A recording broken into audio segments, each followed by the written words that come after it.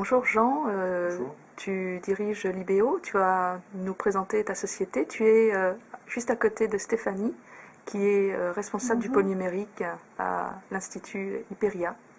Alors, pour commencer, Jean, peux-tu nous parler de Libéo et ce que tu as produit pour Hyperia en termes de serious game? Alors, Libéo, c'est une agence web qui est spécialisée dans l'édition, premièrement, tout d'abord. Donc nous travaillons avec le groupe Editis principalement, pour lequel on travaille sur 20 maisons d'édition. Donc Libéo vient de fêter ses 10 ans, il y a 9 collaborateurs permanents et une dizaine de freelances avec qui nous travaillons sur des projets à forte valeur ajoutée, comme les serious games, pour lesquels nous travaillons sur Vesta.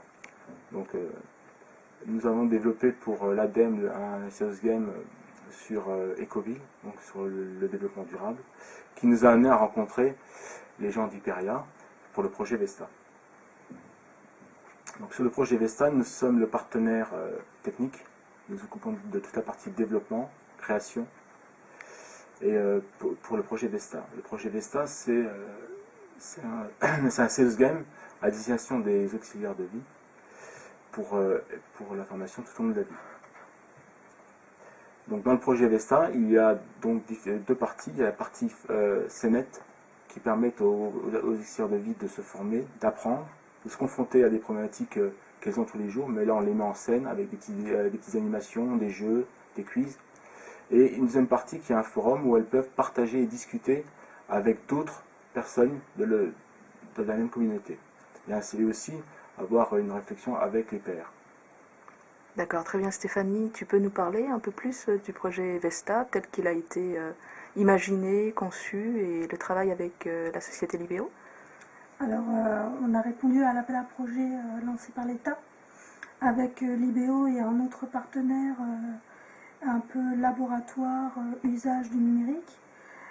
Et dans le cadre de ce projet, qui était un projet de serious game, on a choisi de répondre avec un angle jeu social game. Et donc le public qu'on vise est très spécifique, c'est les assistantes de vie. Et le projet que l'on développe est lui aussi très spécifique puisque c'est un projet de formation de serious game allié à un projet de social game qui propose de développer un prototype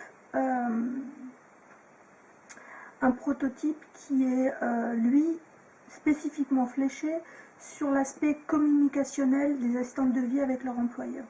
C'est-à-dire dans cette relation privilégiée du salarié avec son employeur à domicile, le projet propose à l'assistante de vie d'avoir tout un tas de situations différentes, lui proposant des sujets où elle communique avec son employeur, qui est principalement la personne âgée et ou dépendante.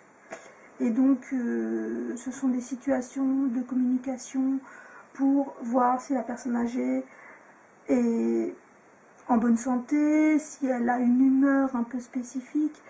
Donc, le projet, en fait, lui propose d'être en situation de communication avec la personne âgée, de tester, comme le disait Jean, des scénettes pour voir un petit peu comment elle réagirait face à une situation de difficulté communicationnelle.